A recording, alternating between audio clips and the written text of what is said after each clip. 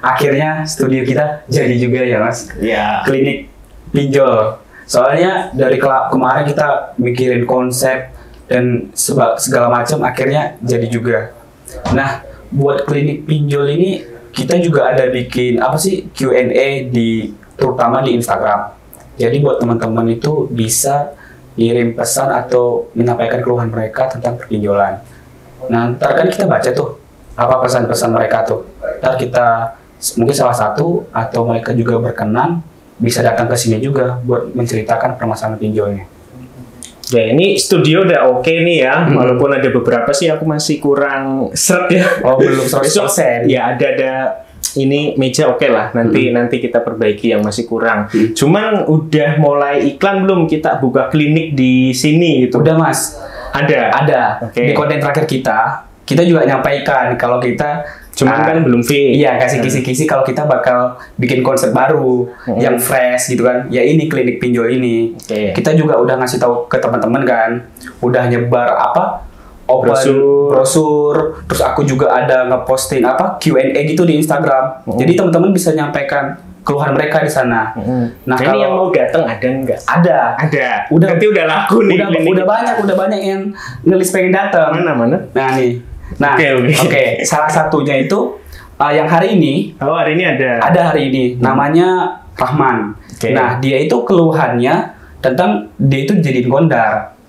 Bukan yang pakai pinjol sih, tapi dia punya ketakutan dan keluhannya bagi diri dia sendiri. Nah, jadi dia tertarik pengen datang ke klinik pinjol ini, pengen tahu solusi, pengen cari solusi, pengen cari validasi jawaban kita tuh bener nggak sih? Karena dia berarti bukan sebagai pelaku pinjaman online, cuman dijadikan kontak darurat. Iya benar. Ya udah, mau jam berapa nih mau konsultasi? Ini orangnya udah ada di depan. Kita masuk aja. Saya panggilkan aja.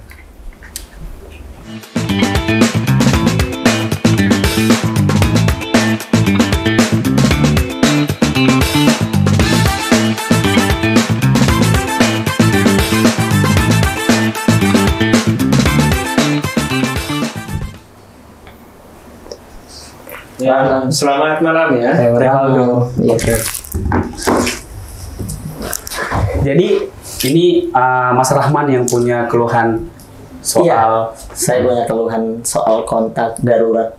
Jadi Mas itu dijadiin kontak darurat? Iya, saya dijadiin kontak darurat. Dengan siapa Mas? Dengan Mas Rahman. Keluhannya? Nomor saya dijadiin kontak darurat. Itu udah ada keterlambatan, mungkin yang punya pinjaman online sudah diancam ya? Iya, pokoknya udah sampai di-chatin di telepon. Oke.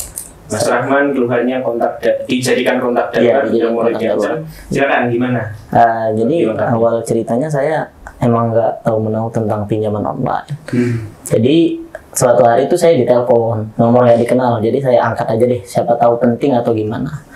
Terus saya dibilang, ini atas nama kontak darurat atas nama ini. Saya nggak tahu menahu apa itu kontak darurat, mungkin kecelakaan atau apa kan. Saya nyangkanya cuman ada nama adik saya di situ. Jadi saya bilang, oh iya, saya saudara kandungnya. Saya bilang gitu. Oh iya Mas, adik Masnya punya tunggakan di aplikasi pinjaman online sekitar segini. Jadi saya bilang, oh iya, saya kan nggak tahu menahu. Nanti saya sampaikan ke adik saya langsung. Saya jawab deh. Akhirnya saya sampaikan langsung.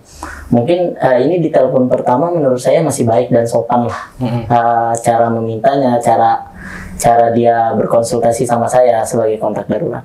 Akhirnya saya bilang ke adik saya, ini tadi saya ditelepon sama pinjaman online, kamu ternyata minjem pinjaman online lah. Ya akhirnya dia jujur dan memang belum bisa bayar. Akhirnya selang beberapa hari saya dapat telepon kedua buat kontak darurat. Saya bilang, adik saya belum bisa bayar, mungkin sekitar bulan depan atau beberapa minggu lagi baru bisa bayar. Tapi di situ dia masih menjawabnya dengan cara yang baik lah menurut saya. Oke. Habis itu saya matiin teleponnya, mungkin udah 2 kali nih.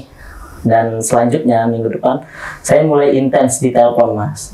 Mungkin sehari sekitar 1 sampai 5 kali telepon untuk dari nomor yang berbeda-beda. Itu dari nomor yang berbeda-beda. Jadi saya sempat pakai spam telepon. Jadi itu udah ketahuan pokoknya nih spam, ini sering nge-spam orang kayak gini-gini. Akhirnya saya mulai risih kan, Nah, saya ini otomatis saya takut kan, saya diancam-ancam gitu dari chat-chatnya. Nanti saya bakal tunjukin bukti chat. Yang pertama saya ingin nanya Mas, kira-kira saya sebagai kontak darurat itu data saya yang dia chat saya, yang dia bilang ke saya, data saya bakal di blacklist juga sama OJK. Nah, itu mungkin saya takut juga kan, soalnya saya belum pernah pinjaman online kok tiba-tiba data saya di blacklist. Nah, saya pengen nanya ke Mas Oza, bagaimana? Apakah itu benar atau tidak? Oke, jadi kalau dari ceritanya kan pernah dijadikan kontak darurat, gitu. Sedikit saran sih Mas gini, kan tadi kan Masnya beberapa kali dihubungi sama pihak pinjaman online, sampai kedua kali, kemudian di hari keberapa itu udah rutin gitu ya. Nah, informasi pertama, pinjaman online di Indonesia itu rata-rata mereka ilegal ya, dan yang sudah legal pun mereka tidak selalu menaati peraturan. Nah, jadi kuncinya di sini. Kadang orang itu udah keburu marah dulu Mas, kayak Masnya sebagai kontak darurat. Mohon maaf ya. Maksudnya gini, biar nggak jadi salah sangka, Masnya juga tidak terlalu yang menghakimi adik tadi ya, atau siapapun gitu. Kadang orang itu tidak mencantumkan nomor Masnya sebagai kontak darurat. Nah, kenapa pihak pinjaman online mengatakan seperti itu? Ya karena itu adalah salah satu intimidasi mereka. Padahal mereka itu mendapatkan nomor Masnya dari akses kontak si peminjam. Paham nggak? Jadi belum tentu adiknya itu mencantumkan sebagai kontak darurat, tapi bisa saja karena diakses. Nah, itu kemungkinan pertama gitu ya. Tapi bisa juga memang dicantumkan gitu. Berarti belum tentu juga saya dicantumkan kontak darurat. Sebetulnya belum tentu dicantumkan. Bisa saja karena nomor Masnya di-save sama si orang tersebut, adik ya. Nah, itu mereka gunakan, mereka akses gitu. Terus yang kedua, saran ya Mas, tadi karena Masnya itu, Mas Rahman itu beberapa kali menjawab telepon dari si DC pinjaman online. Kalau saran aku, itu nggak perlu dijawab sebetulnya. Nggak perlu dijawab, karena kalau dijawab yang terjadi apa? Yang terjadi akan terus dihubungi. Kayak tadi kan dihubungi kan kedua kali. Karena saya nggak jawab. Mungkin karena saya berhubungan baik. Ini dijawab nih sama dia kayak gitu. Satu, berhubungan baik. Yang kedua, ini orang berpotensi nih. Nah, berpotensi untuk bisa digunakan, maksudnya kayak nanti bisa bantu buat menteror si nasabah gitu. Tapi kalau nggak dijawab sekalian, malah justru bakalan nggak terus-terusan dihubungi. Jadi Masnya itu kayak jadi sasaran empuk gitu bagi DC pinjolnya langsung. Berarti kuncinya karena saya menjawab di awal tadi, itu makanya dia semakin sering dihubungin saya. Oke. Semakin sering dihubungin, semakin sering banyak menerima ancaman-ancaman, atau malah ya kayak tadi tuh berkaitan dengan yang Mas Rahman keluhkan. Mereka ada sempat ngancam kalau Anda sebagai kontak darurat nanti kita blacklist juga, atau kita namanya kita di Silik OJK akan dibuat buruk juga gitu kan ya. Nah, sebetulnya itu juga tidak bisa dilakukan oleh si DC kepada si kontak darurat gitu. Jadi nggak perlu khawatir. Berarti yang saya tanyakan tadi, data saya selama saya tidak menggunakan pinjaman online dan telat bayar itu nggak akan di blacklist OJK ya? Maksudnya saya aman lah gitu. Aman. Walaupun mungkin mereka akan berpulik lagi ya, kayak ya Anda kan sama aja bekerja sama dengan si peminjam untuk melarikan uang pinjaman online, tetap nggak bisa. Gitu. Dan bukan kewajiban Mas Rahman dan ataupun kontak darurat yang lain untuk menyampaikan kepada si peminjam. Misalnya Mas, kayak Mas Rahman menjawab telepon, terlanjur menjawab dari DC, kemudian boleh minta tolong sampaikan ke atas nama ini. Kalau Mas Rahman, maaf saya nggak bisa. Misalnya terlanjur jawab ya, nggak masalah. Kenapa nggak masalah? Kalau logikaku, saat meminjam, mereka si pihak pinjaman online juga tidak konfirmasi ke Mas Rahman, tidak kayak yang Mas Rahman saya gunakan kami dari perusahaan ini atas nama ini menggunakan Anda sebagai kontak darurat, apakah bersedia? Nah, kan nggak minta persetujuan di awal saat pengajuan. Kenapa saat penagihan minta tolong? Kan? Dan Mas Rahman tidak ada kewajiban apapun untuk menyampaikan kepada si nasabah. Kalau terlanjur dijawab, syukur-syukur harusnya tidak dijawab. gitu. Oke, sebelumnya tadi kan Mas Oza bilang ke saya mereka dapat mengakses kontak kita. Kontak si peminjam. Ya, kontak si peminjam. Di beberapa chat yang saya terima, mereka katanya apakah mereka tuh bisa nggak sih nyadap HP kita, Mas? Soalnya saya sebagai orang yang nggak tahu menahu tentang pinjaman online itu takut juga kan data privasi kita kesebar atau apa, mana tahu mereka bisa ternyata emang bener bisa nyadap gitu. Jadi masnya kan sebagai kondar takut apakah nomor saya bisa, dia tahu nomor masnya, mereka bisa akses. Ya, mereka bisa nggak sih nyadap HP saya gitu. Itu saya sangat penasaran soalnya agak takut juga kan soalnya data-data saya di dalam handphone. Tentu nggak bisa ya. Oh, tentu nggak bisa. Maksudnya sebagai kontak darurat, mereka kan memainkan itu semua dengan aplikasi mereka. Kan kontak darurat tidak menginstal aplikasi pinjaman online itu. Mereka memang bisa mengakses beberapa data dari si peminjam gitu. Itu pun nggak semuanya. Hanya beberapa itu diantaranya adalah kontak, kemudian lokasi sebetulnya gitu kan. Kalau peminjam. Tapi kalau untuk kontak darurat sama sekali tidak bisa ya, Mas. Diakses apapun. Cuma nomor masnya doang. Kalau di telepon mereka emang nggak bisa nyadap HP saya. Dia hanya bisa menghubungi. Nah, itu kan adalah salah satu juga ancaman yang diberikan sama DC kepada kontak darurat. Banyak banget Mas nanti ancamannya. Ini aja udah dapat satu, katanya mau di blacklist OJK.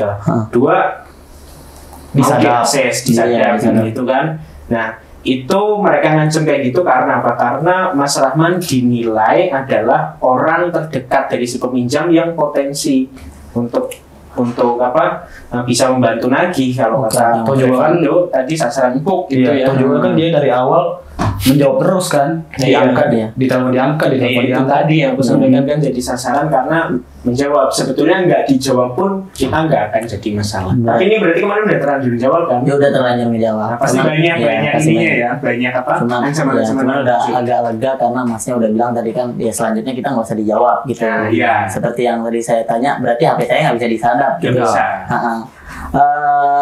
Oh iya Mas, ada lagi nih. Aku penasaran juga karena mungkin saking banyaknya dia neror ke aku sebagai kontak darurat. Ya karena Masnya jawab. Iya karena saya jawab. Ya harusnya enggak ya. Nanti nanti nggak usah. Itu keamanan data saya aman kan seharusnya? Aman nggak Mas? Keamanan data. Sabar, Masnya lagi minum. Oh iya. Minum dulu kalau keamanan ya tadi ya. Keamanan data yang dimaksud kalau akses pasti nggak bisa karena mereka nggak punya media untuk mengakses punya Mas Rahman, handphone Mas Rahman. Mereka hanya bisa menghubungi aja. Itu kan mereka kalau misalnya kita tolak untuk tidak mau menyampaikan, itu hak kita kan. Kita ya udah, kita siapa kok mau disuruh-suruh gitu loh. Kalau sampaikan ke sini, siapa orang aku nggak kerja di situ. Oh iya. Oke. Kan logikanya gitu ya. Ada lagi nggak Mas ancamannya?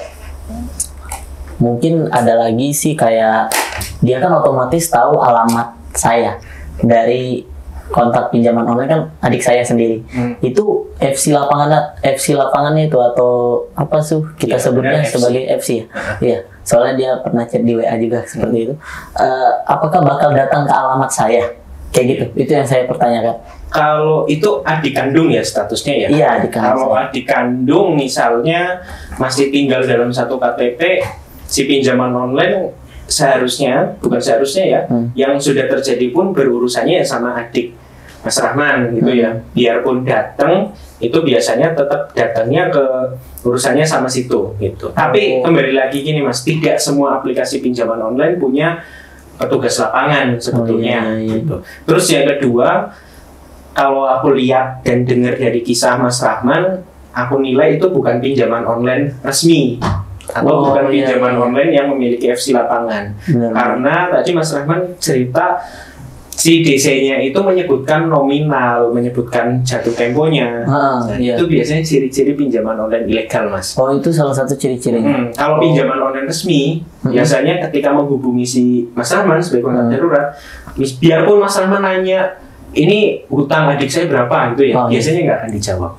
Kalau resmi biasanya nggak dijawab. Kalau resmi, berarti ini udah udah masuk ke ranah ilegal ya. Indikasinya ilegal. Indikasinya ilegal. Nah, tapi nanti Oke. perlu aku lihat langsung sih chatnya seperti apa, bisa lihat. Ya nanti saya tunjukin. Boleh. Oke.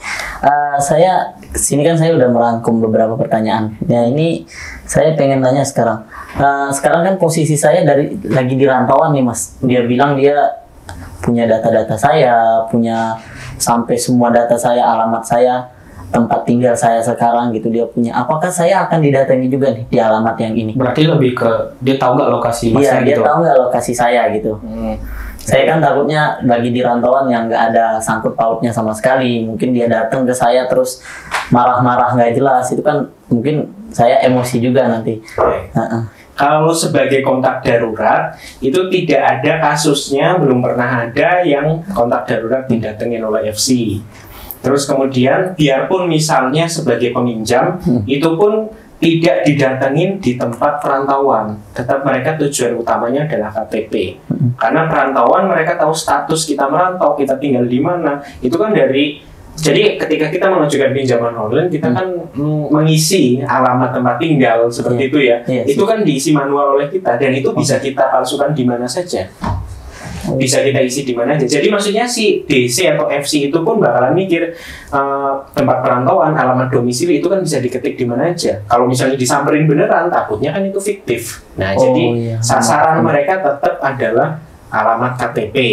Kemudian kalau yang berkaitan misalnya, tapi mereka bisa nggak ngakses lokasi itu? Tidak bisa. Kalau akses lokasi mereka, ngakses lokasi si kontak darurat itu sama sekali nggak bisa. Sama sekali nggak bisa ngakses lokasi kita berarti ya? Iya, kontak darurat sebetulnya nggak ada pengaruhnya apa-apa. Nggak ada pengaruh apa-apa. Nah, hanya dihubungi saja. Cuman terkadang orang panik kayak Mas Rahman karena kesalahan, bukan kesalahan Mas Rahman juga ya sebetulnya ya, tapi maksudnya sebetulnya bisa dihandle dengan simple gitu, dengan tidak merespon. Karena kalau semakin direspon ya kayak tadi yang terjadi, nggak usah direspon lagi gitu Mas ya. Berarti untuk harusnya mengakses lokasi kita itu sebenarnya nggak aman ada. Mas, santai aja. Aman ya. Aman. Saya udah sedikit takut akan ancaman itu gitu. Nah, sekarang gimana? Nah, sekarang udah lumayan lega deh, aman lah. Maksudnya hati saya udah agak separuh plong. Sebelum saya nanyain pertanyaan terakhir tadi kan, ini saya masih ada pertanyaan. Banyak ya Mas? Lumayan ini Mas. Dok, ada ini nggak? Ada pertanyaan terakhir dari saya mungkin sebagai pasien yang ada di sini sekarang. Pasien pertama loh. Pasien pertama. Mas, ini klinik pinjol ini baru jadi. Sangat terhormat Mas. Makasih. Dapat iklannya dari mana? Dari Instagram Mas saya kebetulan. Berarti salah satu yang isi juga itu? Oh iya, saya salah satu yang isi. Ya mungkin saya udah pasrah juga kan dihubungin terus. Akhirnya ya saya nyari deh apa yang bisa pengen cari solusi. Iya, pengen nyari solusinya. Ini karena pasien pertama nanti dapat diskon. Iya, dapat diskon. Terima kasih. Enggak bercanda. Jadi semua yang kesini gratis. Gratis ya? Gratis. Jadi teman-teman buat yang mau konsul tapi pinjol nanti gratis. Saya kira awalnya tadi bayar kan untuk konsultasi. Oke Mas, mungkin ini pertanyaan terakhir tadi udah agak sedikit lega. Yang saya rangkum nih yang terakhir, nomor saya ini sampai kapan bakal dihubungi? Kan kita sebagai kontak darurat juga, atau nggak tahu lah itu dia ngakses kontak saudara saya atau dijadiin kontak darurat, sampai kapan bakal dihubungin kayak gini dan hilangnya kapan? Walaupun kita nggak ngerespon kan, saya udah masih was-was. Masih was-was. Masih ada telepon terus yang bermunculan walaupun nggak saya jawab. Sebetulnya kalau misalnya dari awal nggak respon, misalnya nanti ada teman-teman di luar sana yang punya kasus sama, kalau dari awal nggak respon, itu harusnya 2 minggu maksimal 1 bulan itu sudah hilang. Ya. Itu nanti lama-lama bakalan surut-surut dan lain sebagainya. Nggak sampai 1 bulan, 2 minggu biasanya sudah hilang. Tapi karena sudah terlanjur merespon, nah kemungkinan yaitu tadi jadi sasaran empuk tadi. Yang penting Masnya sekarang gini, walaupun mereka menghubungi Mas Rahman ya, Mas Rahman sudah tahu ancaman-ancaman yang mereka berikan itu hanyalah itulah. Jadi cukup anggap angin lalu aja. Semuanya sebenarnya kembali ke diri kita Mas, walaupun kita dihubungi sering, tapi kalau kita merasa, apalagi itu kan adik Mas Rahman sendiri ya, gitu kan. Nah, jadi kalau misalnya udah biarin aja, nggak usah terlalu yang dibawa baper ya. Nah itu nggak kerasa kok, cepet hilang juga. Aku jamin nggak nyampe 3 minggu juga pasti bakalan hilang. Yang penting mulai saat ini nggak usah terlalu direspon, apapun perkataan mereka, ancaman mereka ke Mas Rahman, nggak perlu juga dimasukkan ke hati, nggak perlu dibales. Misalnya mereka ngomongin sesuatu yang kasar, jorok misalnya, atau mungkin menyinggung adik Mas Rahman, udah biarin aja, anggap angin lalu. Itu nanti malah jadinya kita juga nggak terbebani mentalnya, cepet hilang, kita nggak kerasa. Berarti itu semua hanya bohongan ya Mas? Iya, itu aja. Ancaman saja gitu. Ancaman yang itu template Mas. Jadi mereka itu ngirim pesan itu juga ke banyak orang. Jadi nggak perlu juga galau ya, nggak perlu juga marah, emosi ke adik. Justru aku pesan ke Mas Rahman sebagai kakak ya, yang dijadikan kontak darurat atau diakses, jangan juga terlalu menjudge adiknya pakai pinjaman online dan lain sebagainya. Justru orang yang sedang merasakan itu ya, adik Mas Rahman yang sedang terjerat pinjaman online, sangat butuh support dari orang-orang terdekat, salah satunya keluarga Mas Rahman gitu ya, sebagai kakaknya gitu. Pesanku itu ya. Udah agak lega sih sekarang Mas. Jadi ini saya sampaikan ya, saya kasih tahu apa yang harus dilakukan Masnya buat kedepannya. Nah, dari keluhannya kan tadi pertama Masnya cukup jangan direspon, terus juga dia bakal cepat hilang juga. Dan soal keamanan data atau dia datang ke lokasi atau dia tahu alamat Masnya itu enggak, karena mereka cuma tahu nomor Masnya doang, jadi mereka nggak bisa ngapa-ngapain juga. Terus juga nggak bisa sadap HP Masnya. Jadi apa yang mereka sampaikan ke Masnya itu semua bohong. Untuk kedepannya jangan direspon biar cepat hilang juga. Berarti step pertama yang saya lakuin nggak usah direspon. Iya benar. Itu ya, cukup ya? Iya cukup. Sudah agak lega. Terima kasih Mas Oza dan Mas Faldo atas konsultasinya hari ini. Semoga dilancarkan terus rezekinya.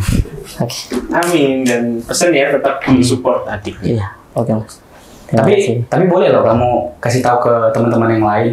Mungkin buat teman-teman di YouTube juga, kalau yang pengen konsultasi dengan klinik pinjol kita, boleh ngirim pesan ke Q&A yang aku sebar di Instagram. Bakal kasih tahu orang yang terlibat dalam pinjaman online. Boleh banget Mas. Bagi teman-teman yang ingin konsultasi pinjol kepada sedulur DW, ya ini konsultasinya gratis. Aku sebagai pasien pertama di sini udah merasakan dampaknya. Saya udah lumayan lega dari ancaman-ancaman kontak darurat. Terima kasih semuanya. Tambah dikit. Jadi barangkali nanti orang-orang mikirnya, aduh nanti takut dikontenin gitu ya. Enggak, jadi yang konsultasi ke kita enggak semuanya dikontenin. Ada juga yang banyak yang di balik layar, jadi nggak perlu khawatir. Aduh, konsultasi ke studio DW nanti malah dijadiin konten. Enggak juga. Nggak selalu dikontenin. Kalau misalnya kayak Mas Rahman kan, mau nggak Mas nanti kita juga kan nggak maksa Mas. Mas Rahman ditawarin mau nggak nanti ditayangin. Kalau oke, ya ayo tayang. Kalau enggak, ya nanti cukup di balik layar kita kasih solusinya. Itu. Semoga cepat selesai ya Mas. Terima kasih ya Mas. Sehat selalu. Terima kasih Mas. Terima kasih. Ini apa catatannya? Terima kasih ya. Iya.